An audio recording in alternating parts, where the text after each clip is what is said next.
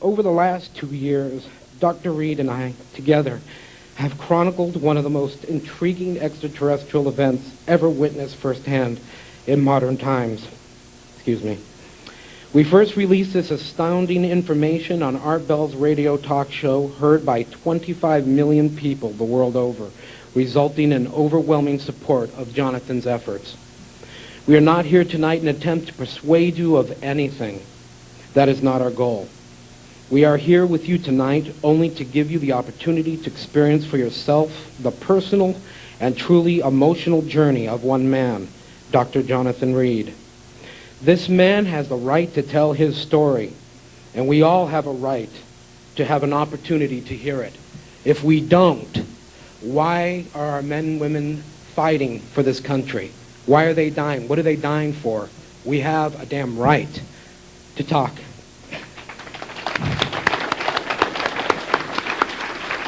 Thank you. Thank you. Before I introduce Dr. Reed and his compelling story, I would first like to set the stage by letting you hear, feel, experience, and then see with your own eyes just exactly what happened to Jonathan on that terrifying October afternoon. Sorry. This encounter has hurled Jonathan into an endless procession of events that has left his life in shambles. Jonathan has endured both physical and psychological warfare from unknown agencies that wish to keep this information out of the public's view. However, because of Dr. Reed's efforts, along with a handful of others, you now have the opportunity to spend a personal evening with Jonathan and be a part of our incredible journey. I have come to know the real danger inherent in bringing this information out. I have witnessed the horror that Jonathan has endured, and have been a target myself just for being involved with him. Recently, there has been a large gathering of supportive individuals offering their help in any way they can in an effort to keep this information alive and Jonathan out of harm's way. Today, Jonathan offers a detailed account of what he experienced and allows for you to participate in a positive manner that will benefit and enrich us all. This is a time for exploration, not to be squandered on character assassination. This man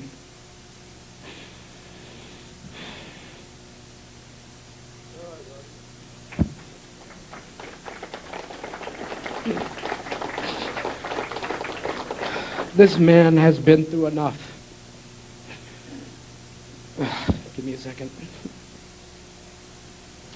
Jonathan has never professed to having all the answers, but what he does know will answer many questions. Oh, thank you.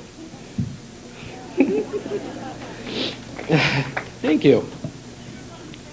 Thank you. I know that now, believe me. At this time, I'd like to read to you from Jonathan's own words his account of this fantastic, surreal incident that occurred in the woods in October. The sun, now mysteriously hidden. I was confused and physically and emotionally bent to the point of breaking. I made my way back through the brush as if somehow searching for an answer. What had happened was far too terrible a thing to digest. No invention of thought would allow for it.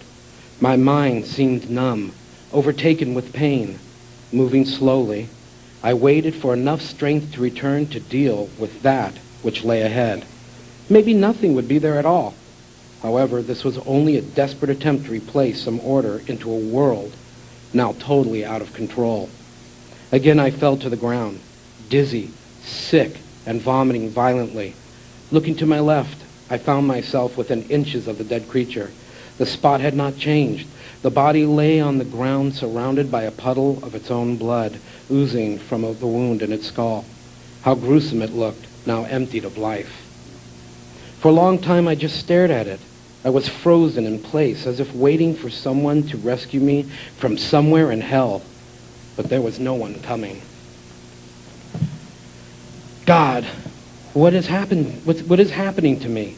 I'm barely sane, emotionally spent, extremely sick. My dog, Susie, dead. killed by some unnatural thing, and I killed it. I can't believe any of this. Again, tremendous effort had to be made, as I was in danger of going into shock if I was not careful to conserve my energy. Finally looking up, the realization of all that had happened to me, snapped me back into reality. The time had come to try to leave this place if I was ever going to survive. Then all at once I remembered my cameras. God, yes. My cameras were in my backpack. I stood up and ran where I had dropped it, some 60 feet back down the trail. Now exuberant about the prospects of bringing back proof of this nightmare and perhaps restoring my own sanity, I grabbed my camera from the pack, turning it on, and then ran as fast as I could back to the top of the ridge, where the creature had taken my dog. I began breathing so hard that I could almost feel myself starting to lose consciousness, but somehow stopping each time just short of blacking out. Not thinking clearly, the video camera turned on. I started thrashing through the brush, running on only adrenaline, like some crazed, hyperventilating predator searching for its kill. First video, please.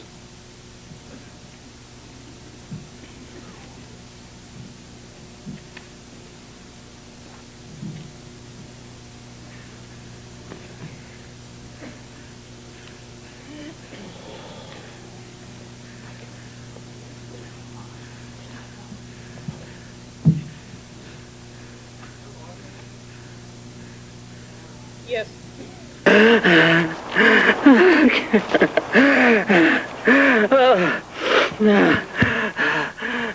Focus.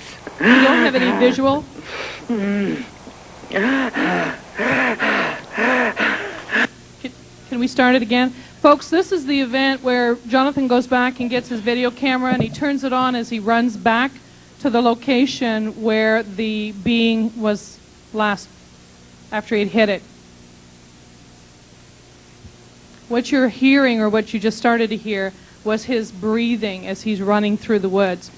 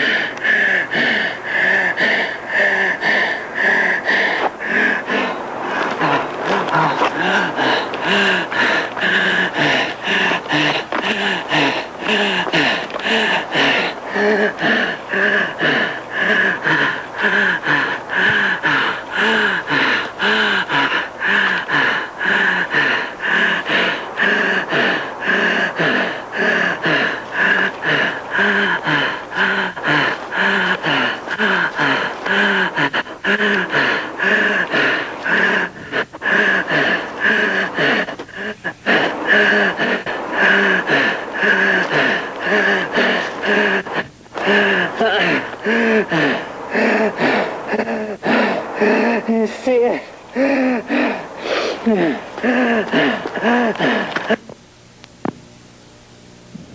Thank you. Lights, please.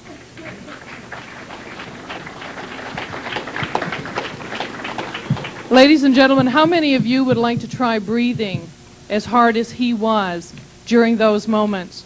We tried it. I nearly passed out. There is no way that somebody could have done this without enduring and going through it. He was in a hyperventilated state. At this point, I'd like to introduce to you Dr. Jonathan Reed. Please welcome him.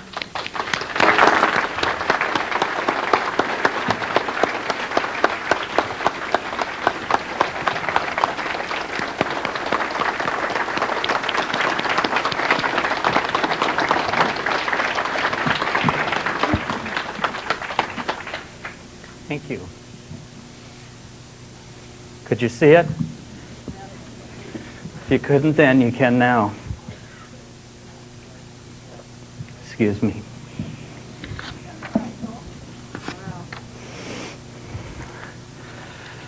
My name is Jonathan Reed.